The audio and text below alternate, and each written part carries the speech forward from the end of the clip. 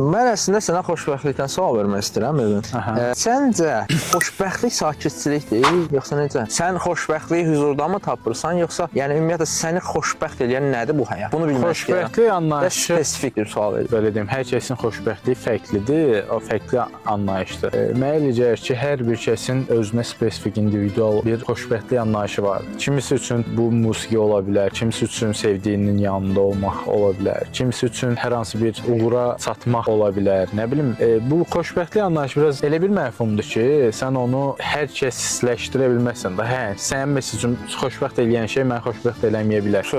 Yəni bu individual bir mövzudur. Ona görə məni xoşbəxt eləyən şey huzurdur, ailə huzurudur həqiqətən ki, bunu yaşamaq çox şükür yaşayıram hal-hazırda şükür. Nə qədər insan maddi aspektdən təbii ki, yüksək olması səni xoşbəxt eləyə bilər, amma tamamilə deyil. Amma ailə həyatın həqiqətən xoşbəxtdirsə, yəni sevdiyin insan yanındadırsa və bu səni xoşbəxt eləyə bilər və ailən sevdiklərin yanındadırsa, məncə mənim üçün xoşbəxtlik budur yəni.